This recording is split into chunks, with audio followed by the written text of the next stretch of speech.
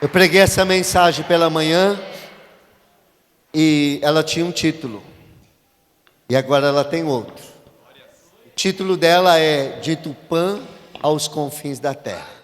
Atos 1:8 diz: mas receberão poder quando o Espírito Santo descer sobre vocês, e serão minhas testemunhas em Jerusalém, em toda a Judéia e Samária e até os confins da terra.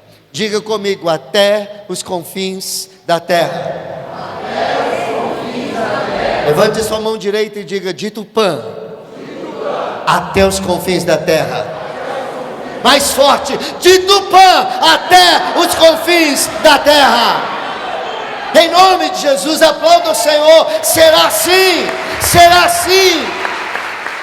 Daqui sairá missionários para a América Latina, para a América do Norte. Sairá missionários para a Europa, para a Ásia, para a África. Em nome de Jesus, nós seremos uma agência missionária do Senhor. Em nome de Jesus, daqui sairão muitas igrejas em nossa região. Tupã, diga comigo: Tupã é terra de avivamento. Você sabia que Tupã é uma palavra em Guarani? Tupi-Guarani, também em Guarani, são línguas co-irmãs. E a palavra Tupã significa Deus. Mas não é o Deus do índio, o Deus Sol, o Deus, sei lá, qualquer Deus. Tupã é o Deus Supremo, é o Deus superior, é o Deus Supremo. Se você pegar uma Bíblia em Guarani, lá no Paraguai eles têm a Bíblia em Guarani. Onde está a palavra Deus na nossa língua? Lá em Guarani está a palavra Tupã. Então a nossa cidade, ela leva o nome de Deus, amém? E você sabia que na história da nossa cidade, Tupã foi chamada de Canaã? E a palavra Canaã, se não me falha a memória, está no hino de Tupã. Alguém pode confirmar que isso é verdade? A palavra Canaã, o Gabriel que cantava o hino de Tupã, eu vou chamar ele para vir cantar o hino de Tupã. Mas Tupã, querido, Tupã é uma cidade abençoada. Tupã é uma cidade especial. Sim, é isso aí. Glória a Deus. Diga: Tupã é a nossa Canaã. É isso aí, Tupã é Canaã. E você vai entender por quê. Você vai entender o significado já disso daí. Queridos, Jesus fala: vocês receberão poder, e nós já recebemos poder, amém? No final a pastora vai orar, porque, queridos, Deus derramou uma unção sobre a vida dela e ela vai repartir aqui. É forte, tá? Aqueles que quiserem, no final do culto, nós vamos orar e vai ser repartido entre nós. A Bíblia diz: recebereis poder, para quê? Para vocês serem testemunhas em Jerusalém, Judéia, Samaria e até os confins da terra. Tupã é pouco para Jesus. Tupã é muito pouco para o poder do Espírito Santo sobre a nossa igreja. Os confins da terra é o limite. Os confins da terra é o limite. Mas nós não vamos chegar aos confins da terra se a gente primeiro não ganhar a nossa Jerusalém. Qual é a nossa Jerusalém? Diga: Tupã. Deus, Ele falou: vocês vão receber o Espírito Santo, o poder, e aí vocês vão ser testemunhas em Jerusalém, Judéia, Samaria e até os confins da terra. Poderíamos toscamente assim comparar: vocês vão receber o Espírito Santo e serão testemunhas em Tupã, no estado de São Paulo, ou na região aqui nossa do interior do estado de São Paulo, no Brasil e até os confins da terra. Essa é a ordem, esse é o plano de Deus, que Deus, o Espírito Santo, cumpriu na igreja de Jerusalém, e Ele vai cumprir na nossa igreja. Atos 1:8, você lê o livro de Atos, você vai ver que ele se cumpriu. Jerusalém, Judéia, Samaria, até os confins da terra, é o esboço do livro de Atos. A história de Atos se resume de Jerusalém a Roma, de Jerusalém aos confins da terra. O evangelho começando em Jerusalém e chegando aos confins da terra. Mas a história de Atos a gente já aprendeu, não é só para Atos, é para nós também. Amém? Da mesma forma como Deus levou a igreja de Atos aos confins da terra, Deus quer levar essa igreja. Deus já levou a igreja do pastor Domingos, Deus já levou a igreja do pastor Marcelo, Deus já levou a igreja do pastor Jetro, Deus já levou a igreja do pastor Carlito, e Deus vai levar a IVN também, em nome de Jesus.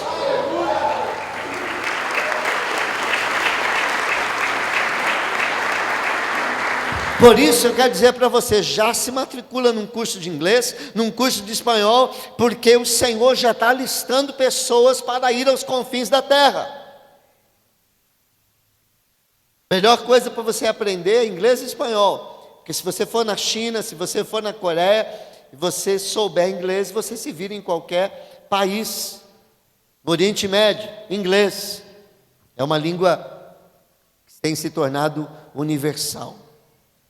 A questão do Espírito Santo já é ponto pacífico, a gente já passou por isso. Questão do poder, a gente não duvida, a gente quer, a gente tem sede, a gente tem fome, a gente busca, a gente acabou de ter 24 horas de oração. Então a questão do poder do Espírito Santo, o batismo do Espírito Santo, línguas, os dons, toda essa manifestação, isso aí para nós, a gente não tem mais problema com isso. A gente crê nisso, a gente busca isso e a gente mergulha nisso. Amém?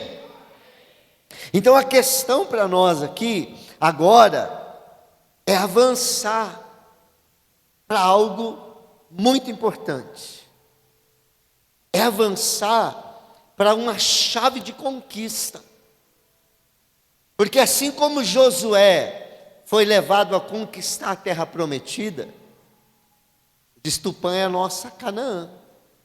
As armas de Josué eram espadas, eram arcos e flechas. Pastor, é assim que a gente vai conquistar Tupã? Não, a Bíblia diz que as armas da nossa milícia são espirituais. Conquista de Tupã será de outra forma. Eu quero dizer para você que nós somos a igreja da cidade. Eu sou o pastor, não da IVN, eu sou o pastor de Tupã. Eu sou pastor da cidade de Tupã. Em nome de Jesus. Cerca de 8 anos o Senhor me levou a conversar com o pastor Marcelo. Eu estava já pronto para deixar a igreja aqui. Não porque eu não gostava da igreja, mas porque eu gostava. Eu achava que eu não era o pastor para dar continuidade ao ministério. O Senhor me trouxe aqui, me levou a levantar a igreja do momento difícil que a igreja estava vivendo. A igreja levantou, ela soergueu, e eu falei, agora é tempo do Senhor trazer um outro pastor. E eu ia embora para uma outra cidade, começar uma outra igreja, ir para uma igreja pequenina, porque eu pensava, eu sou pastor de igreja pequena, eu sou pastor de plantar igreja, eu não sou pastor de igreja grande. E aí eu fui conversar com o pastor Marcelo, e a partir daquela conversa, virou no que você está vendo, que Deus tem feito na nossa igreja. Tudo começou com uma conversa, no ano de 2012. Tudo começou naquela conversa, em 2012. Ele me deu uma apostila, para eu ler junto com alguns irmãos que estavam comigo. E nós fomos estudando, lendo aquela apostila. Mas eu tenho certeza, querido, que se eu não tivesse ido conversar com o pastor Marcelo, eu não estaria aqui. Muitos de vocês não estariam aqui. Eu não estaria aqui, nós não estaríamos aqui neste lugar. A igreja não estaria aqui neste lugar. Eu não estaria aqui porque, muito provavelmente, eu estaria morto. Eu não sobreviveria àquele infarto. E se, por uma forma graciosa e milagrosa de Deus, eu sobrevivesse, eu não estaria porque eu já teria ido embora. Por volta do ano 2012 e 2013, eu estava pronto para fazer as malas. Tinha convites, eu tinha lugares. Mas a minha ideia não era ir para uma igreja maior, era ir para uma igreja menor, onde eu me sentisse mais necessário. E, como resultado daquela conversa, eu passei a conhecer o Espírito Santo. Fui para a Coreia. Deus trouxe esse início de avivamento. Mas Deus deu uma chave muito importante para nós. E entenda bem, eu não quero tirar o foco da oração, do Espírito Santo. Tudo isso foi Deus, mas tem uma chave que destravou o mover de Deus na nossa igreja. Foi muito importante. Naquela conversa que eu tive com o Marcelo, ele me fez uma pergunta. Ele disse assim: Devanir, tem esse material aqui, eu estou vivendo isso, Deus está fazendo isso, está acontecendo isso aqui em Araçatuba. Marcelo ainda estava no início, ele começou no MDA praticamente no mesmo ano, ele começou em 2011, eu comecei em 2012. Ele disse assim: olha, eu vou te fazer uma pergunta. Você vai ler isso daí, mas dessa pergunta aqui a gente continua ou não? Você está disposto a dar sua vida para aquela igreja, nessa igreja, e dar sua vida nessa cidade? Você está disposto a pregar? Você está disposto a ministrar, ensinar, cuidar para o resto da sua vida? E esquecer esse negócio de mudar de igreja, mudar de cidade. Você vai casar com essa igreja.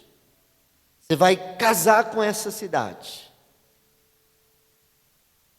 Eu estou disposto. Eu estou disposto.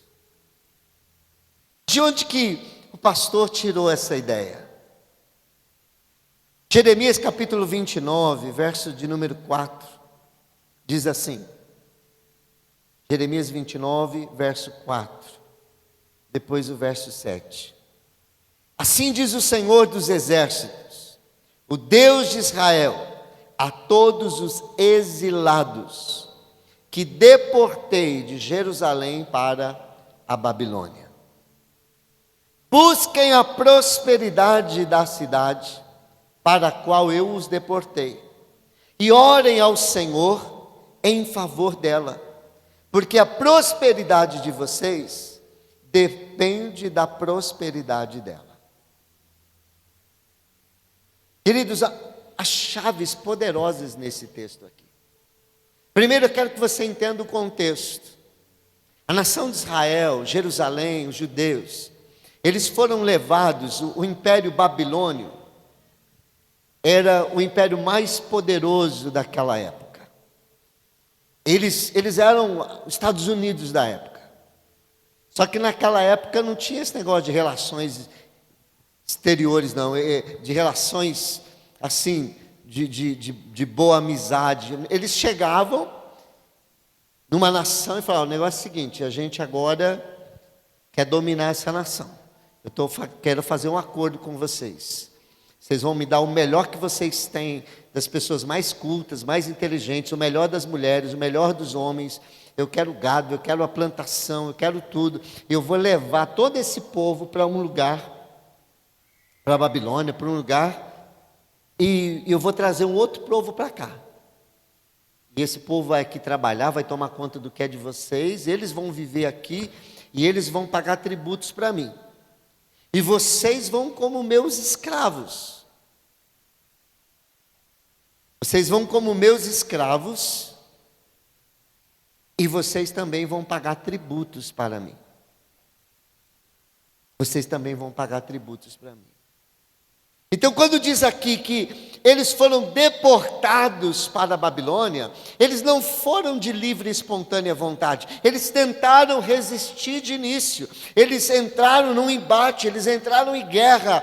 E a Babilônia foi conquistando aquela cidade, até que chegou um momento que a Babilônia cercou Jerusalém, que a Babilônia cercou, e o império em 586, 587...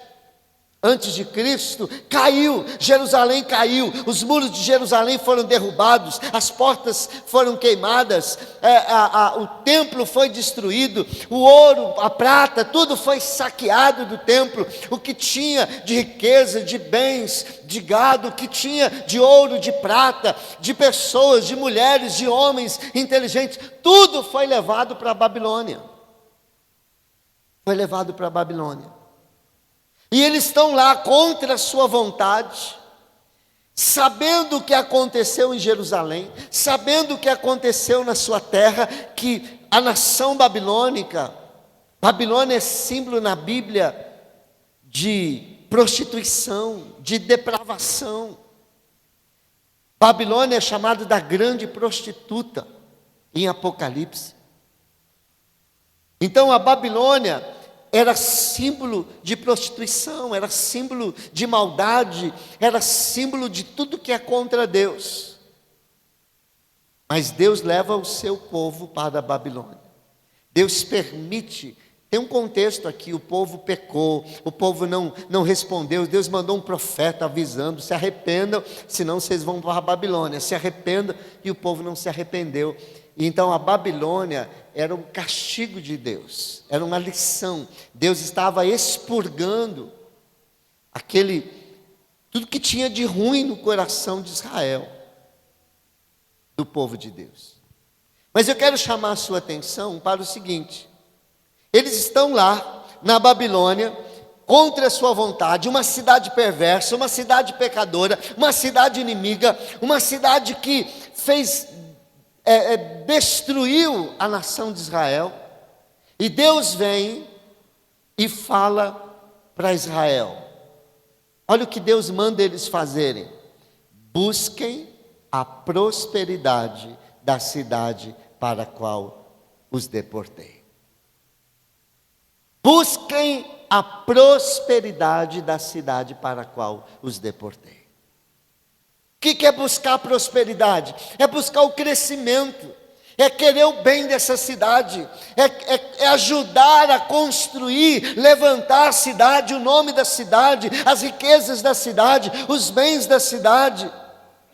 Deus estava mandando que o seu povo buscasse a prosperidade de uma cidade inimiga, de uma cidade a qual eles haviam sido deportados. Não era a cidade natal deles, não era a cidade que eles nasceram, era uma cidade longe, estrangeira, uma cidade inimiga. Mas eles tinham que buscar o bem dessa cidade, a prosperidade dessa cidade. A chave que eu vejo aqui, querido, é que nós não vamos ganhar Tupã para Jesus, nós não vamos exercer influência nessa cidade, se nós não entendermos: Tupã é de Jesus, Tupã é nossa. Nós temos que buscar a prosperidade da nossa cidade. Queridos, se eles tinham que buscar a prosperidade de uma cidade maligna, de uma cidade que os assolou, quanto mais nós temos que buscar a prosperidade da nossa Tupã. Nós aqui nascemos, ou para cá viemos, aqui trabalhamos.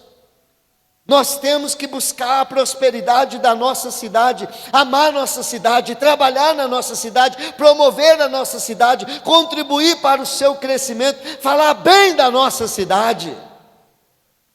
Não aceite ninguém maldizendo sobre a nossa cidade. Tupã não vai para frente, Tupã não tem emprego, aqui nada presta, ô cidadezinha ruim, ô que é calor, porque isso, não querido, Tupã é terra de avivamento, Tupã é terra abençoada, Tupã é a nossa Canaã, nós temos que promover, amar nossa cidade, promover a nossa cidade, brigar pela nossa cidade, lutar pela nossa cidade, porque esta é a cidade que Deus nos deu, em nome de Jesus. Quando você vira alguém jogando papel na rua, fala, não jogue papel na minha cidade. Temos que cuidar da nossa cidade. A gente está na hora, e a gente vai conversar aí com a liderança, e colocar um existe amor em Tupã, ou eu amo Tupã. E a gente começar a fazer mutirões aqui na nossa cidade. Em nome de Jesus. Limpeza de praça. Pintar casas que estejam ali, não sei, fazer alguma coisa, fazer mutirões, porque nós amamos a nossa cidade. A gente tem que orar, a gente tem que buscar a prosperidade, querer contribuir para o seu crescimento. Sabe uma coisa que eu faço, parece ser tosca, não faz muita diferença. Uma vez eu fui comprar um celular. A diferença desse celular que eu fui comprar estava em torno de 70, 80, quase 100 reais. Comprando na internet ou comprando aqui em Tupã. Sabe onde eu comprei? Comprei em Tupã. Querido, tem gente que às vezes sai daqui e vai para outra cidade abastecer. Eu vou para Marília fazer compras. Eu vou para não sei para onde, querido, você está abençoando a outra cidade. É por isso que os nossos filhos estão saindo daqui para ir para outras cidades, porque nós saímos daqui para abençoar outras cidades. A gente tem que abençoar o nosso comércio, a gente tem que abençoar as lojas de Tupã, a gente tem que abençoar os mercados de Tupã. A gente tem que abençoar, investir, contribuir. Amar. Se Deus disse que eles tinham que buscar a prosperidade de uma cidade inimiga, quanto mais nós temos que crer e buscar a prosperidade da nossa cidade. Nós temos que ser um promotor de Tupã. Eu creio que Deus vai usar essa igreja, pessoas dessa igreja, para trazer empresas para Tupã, porque nós sairemos para participar de congressos, para trabalhos evangelísticos, trabalhos missionários, e vamos falar tão bem de Tupã, que as pessoas vão querer conhecer essa cidade.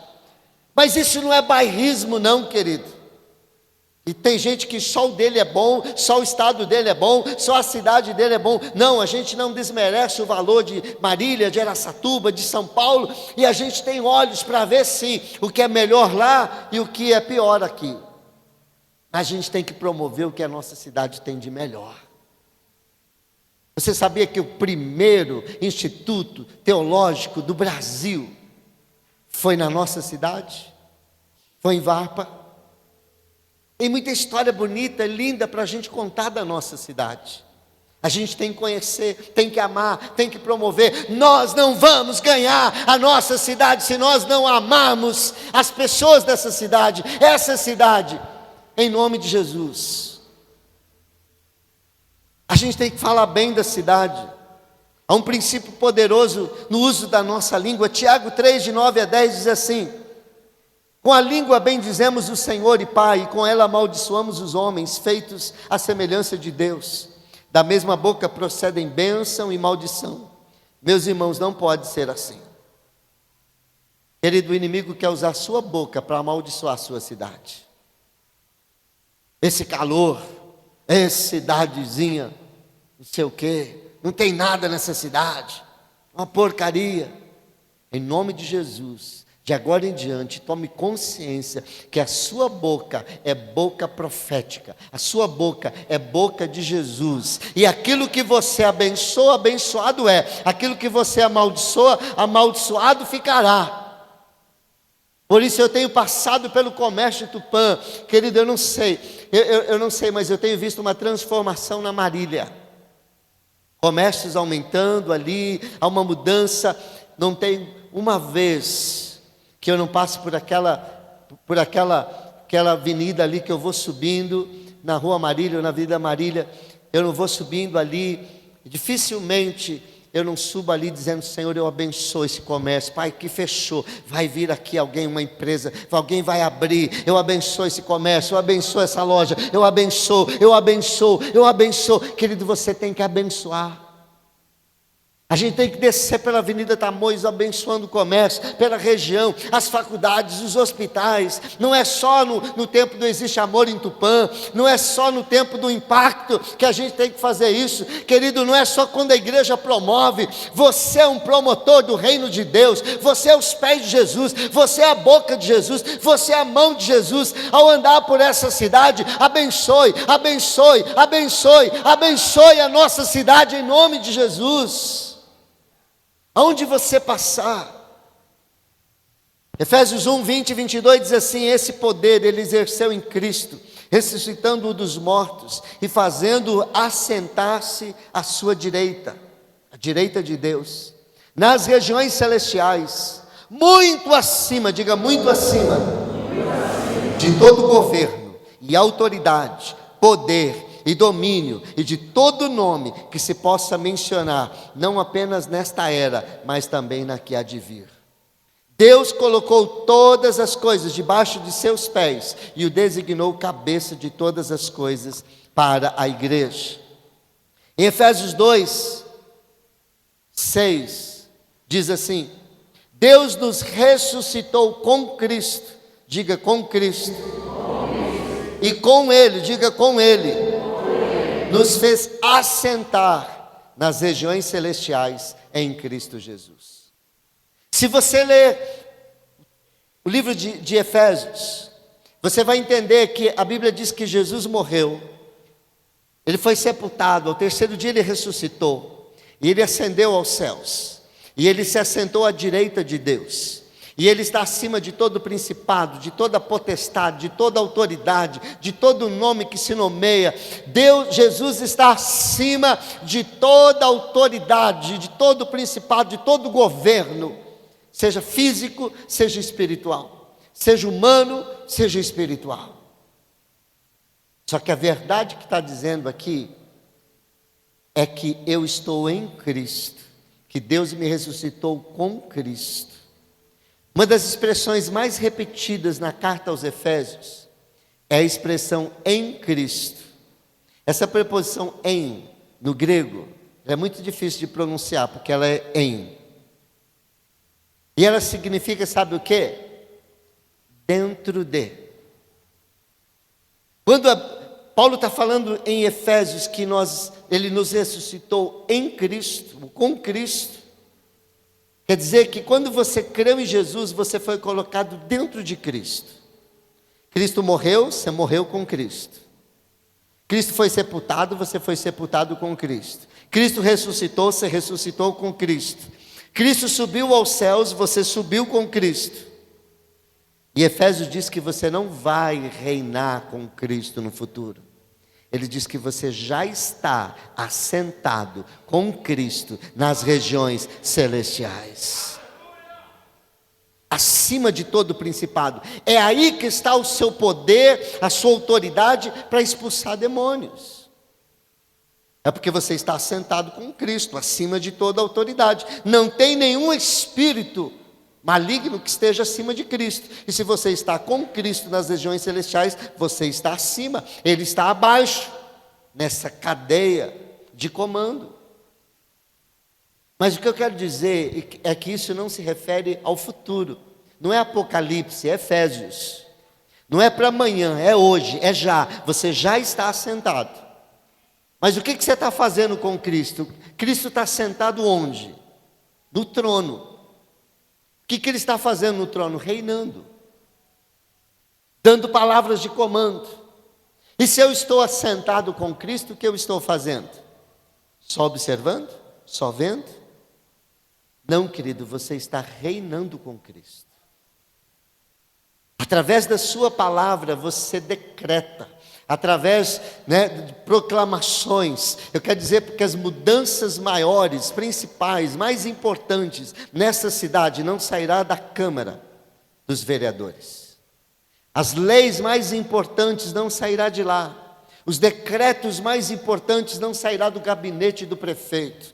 Vai sair das regiões celestiais, vai sair de Cristo, vai sair de mim, vai sair da igreja que está assentada com Cristo, e nós vamos decretar que Tupã é terra de avivamento. Vamos decretar em nome de Jesus o fim da violência na nossa cidade. Vamos decretar que as nossas crianças e os nossos jovens, os nossos adolescentes, eles vão abandonar as drogas, a prostituição, e eles virão como orvalho para o Senhor Jesus. Que Tupã será terra de avivamento, que as igrejas estarão abarrotadas, que os templos ficarão pequenos, em nome do Senhor Jesus.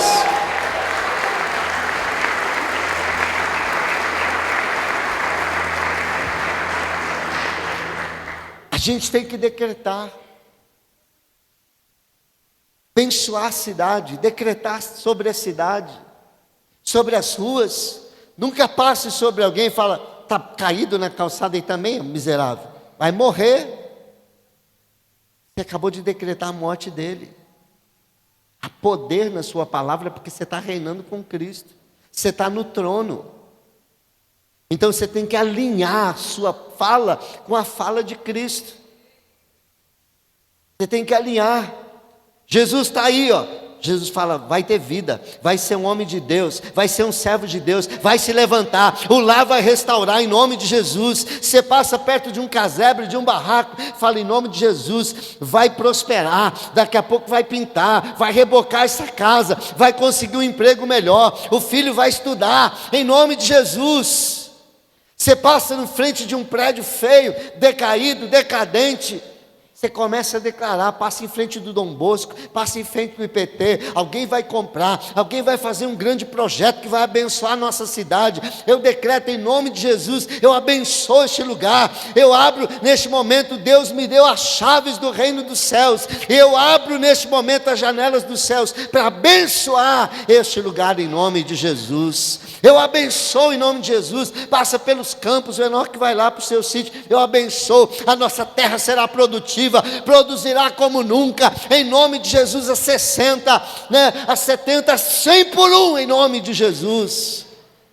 Abençoe, abençoe. Eu decreto em nome de Jesus, novos empregos serão gerados aqui na nossa cidade, empresas virão de outros lugares, o Senhor trará empresários para a nossa cidade, em nome de Jesus. Os nossos jovens não precisarão ir embora para estudar, para trabalhar, eles encontrarão aqui um campo fértil. Tupã irá crescer, Tupã irá prosperar. Eu abençoo a minha cidade, em nome do Senhor Jesus.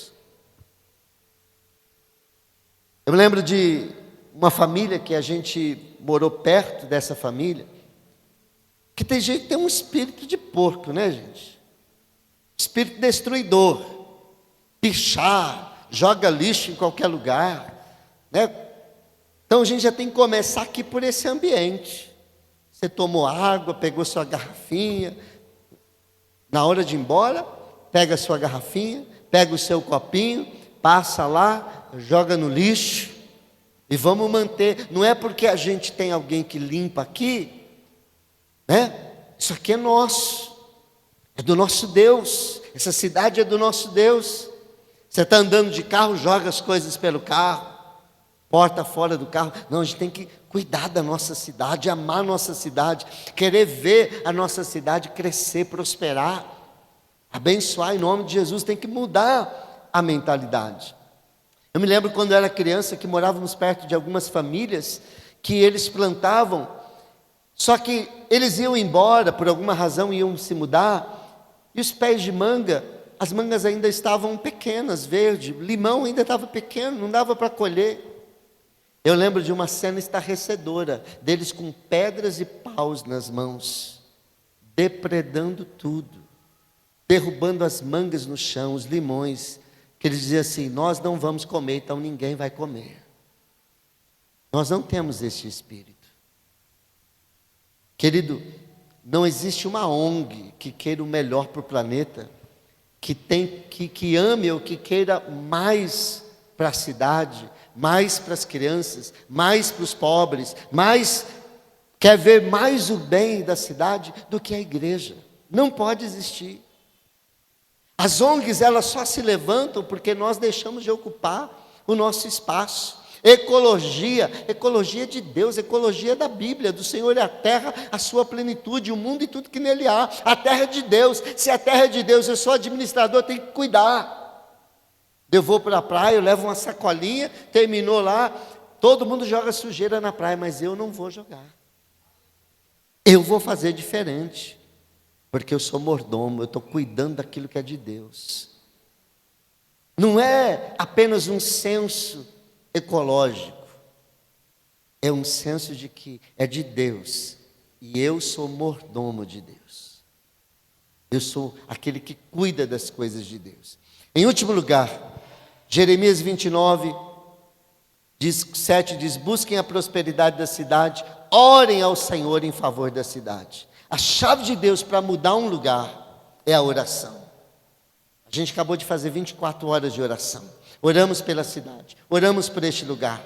Eu não sei quanto a você, querido, quando você vai num restaurante, coloque essa prática na sua vida. Você vai agradecer, primeiro eu espero que você agradeça a refeição. Porque depois, se você não orou para comer e fizer mal, não vai reclamar com Deus. Porque Deus diz que a gente tem que orar. Então você ora agradecendo o alimento, abençoando o alimento, e ore pelo garçom que te serviu. Ore pelos funcionários. Ore para Deus abençoar aquele lugar, o dono, o proprietário, que ele prospere, que ele precise de mais funcionários, que ele contrate mais gente, que ele cresça aqui na cidade, que ele abençoe. Sempre que eu vou ali no Gaspar, às vezes tomar um café, ontem fomos lá no Café Colonial, eu vou numa lanchonete, vou num restaurante, meus filhos, minha esposa é testemunha. Aqui é onde eu vou, Marília, onde eu estiver, Senhor, abençoe este alimento, abençoe o proprietário desse estabelecimento, abençoe todos aqueles que aqui trabalham, prospere este lugar, em nome de Jesus, amém. Inclua essa oração. Você não crê na sua oração? Você não crê que Deus pode trazer uma empresa, ou que Deus pode levantar uma empresa aqui, e ela se tornar uma multinacional? Origem tupaense, de um tupaense, de alguém aqui que Deus levantou, é a oração. Olha o que, para encerrar, olha o que Apocalipse 8, eu já preguei sobre isso, diz sobre o que acontece com a nossa oração. Lembra de Paulo e Silas presos na prisão? Meia-noite, o que eles estavam fazendo? Cantando e orando. Tiago, a gente tem que fazer o 24 horas aqui de oração e juntar você, a Laura, os dois ministérios, e fazer a tenda de Davi aqui.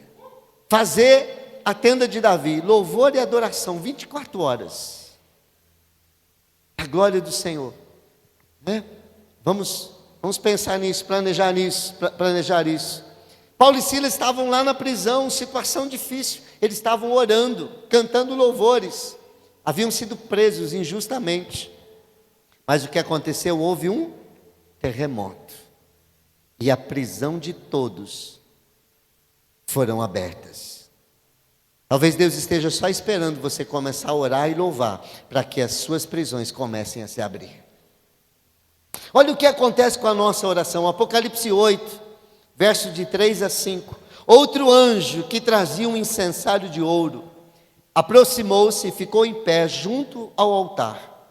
A ele foi dado muito incenso, diga muito incenso, para oferecer com as orações de todos os santos, sobre o altar de ouro diante do trono. E da mão do anjo subiu diante de Deus a fumaça do incenso, com as orações dos santos, com as suas orações. Então o anjo pegou o incensário, encheu-o com o fogo do altar e lançou-o sobre a terra, e houve trovões, vozes, relâmpagos e um terremoto. Isso aqui é uma descrição do que aconteceu com a oração de Paulo e Silas. Tem anjos nos céus, cuja função é apenas recolher as suas e as minhas orações, botar no incensário, levar para Deus, oferecer para Deus, e depois botar brasas vivas no altar e mandar lá de cima para baixo. E aí vem como vozes, relâmpagos, trovões e terremotos. A pergunta que eu faço é: quanto terremoto você tem provocado? Quanto você tem orado pela nossa cidade? Quanto você tem orado pelas escolas da nossa cidade? Quanto você tem orado pelas faculdades da nossa cidade? Quanto você tem orado pelo comércio da nossa cidade? O ministério de intercessão, eu quero desafiá-los. Um dia sair ungindo as lojas, as empresas da nossa cidade. As células, os setores. Vamos fazer um arrastão e ungir as portas das lojas, das fábricas da nossa cidade. Vamos dar trabalho para o anjo lá, muitas orações, porque virão terremotos, mas não serão terremotos que destroem, serão terremotos que revolucionam, que constroem, que transformam, em nome do Senhor Jesus. Você crê no poder da oração? Salmo 150, ele nos dá uma medida para o nosso amor à Bíblia. Eu consigo medir o quanto você ama a Bíblia pelo Salmo 150. Porque o Salmo 150 diz: o quanto amo a sua lei, é a minha meditação dia e noite. Então diga para mim, o salmista diz: o quanto eu amo a tua lei, é o quanto eu medito nela de dia e de noite. Então, se você ama a palavra, você medita de dia e de noite, todos os dias. Você está toda hora pensando na palavra. Como eu estou a todo momento pensando na Patrícia. Então, você ama a palavra, você medita. E o tanto que você pensa na palavra, medita na palavra, é o tamanho do seu amor. Pastor, eu penso na palavra quando eu lembro que vai ter culto. E eu me lembro, onde é que está a minha Bíblia? Aí eu lembro da palavra. Então eu vou dizer para você, então você não ama a palavra. Ama muito pouco. Se a gente usasse esse paralelo, esse princípio para a oração, o quanto eu creio na oração é o quanto eu oro dia e noite. Você pode fazer teologia, você pode citar versículos, você pode falar que você crê, você pode falar que você acredita na palavra, que você acredita na oração, mas se você não ora, você não acredita. Se você não está às 6 horas, dá pelo menos uma passada lá na nossa alvorada, você não acredita na oração. Se você não frequenta, agora você não pode às 6, agora tem à tarde. Como é que chama? Viração do dia, 6 horas da tarde. Vem às 6 da manhã, se não puder, vem às 6 da tarde. Se você não puder, tem as vigílias, toda sexta-feira. Tem a vigília dos jovens, toda segunda-feira. E você pode ir lá no seu quarto, como Jesus ensinou, fechar a sua porta, dobrar o seu joelho e orar ao seu Pai. Você só ora para comer ou nem isso você faz? Então, a sua casa não vai mudar. O seu bairro não vai mudar. Por causa de você, a cidade não vai mudar. Mas segundo Crônicas 7,14 diz: se o meu povo, que se chama pelo meu nome, se humilhar, orar, buscar a minha face e se afastar dos seus maus caminhos, então eu ouvirei dos céus, perdoarei os seus pecados e sararei a sua terra. Amém? Sabe como eu sei que se você crê na oração ou não? Se falasse para você, eu vou pedir para a pastora já subir aqui, por favor. Se falassem para você que no fundo da sua casa tem 50 milhões de dólares enterrados em ouro, como eu sei que você acreditou ou não? Como? Se você cavou, se você cavucou. E quanto mais fundo você cavucar, e quanto mais você cavucar no terreno, mais isso vai estar dizendo que você acredita que está lá. Esse ouro está escondido lá, e que você vai encontrar. A Bíblia diz que tem um tesouro escondido na oração. Quanto você tem cavado? Você ora um pouquinho e fala, não funcionou, não achei, desisti, não encontrei, eu vou desistir. Em nome de Jesus, o Senhor hoje quer mudar a sua visão da nossa cidade. Ele quer mudar a nossa cidade a partir de nós, da nossa igreja. E em nome de Jesus, Ele quer colocar um fogo no seu coração, para que você ore, para que você abençoe, para que você creia. Querido, o seu patrão vai te chamar para que você ore pela empresa. A diretora da escola vai pedir que você ore pela escola, da faculdade. Se você é um empresário, outros empresários vão pedir para você. Nós vamos ser chamados para abençoar locais aqui nessa cidade, em nome de Jesus. As pessoas vão ver a diferença, e elas virão para cá, porque elas sabem que nós estamos orando pelo comércio, pelas escolas, pelos hospitais, e que isso está fazendo uma diferença, e o vento do Espírito as trará para o Senhor.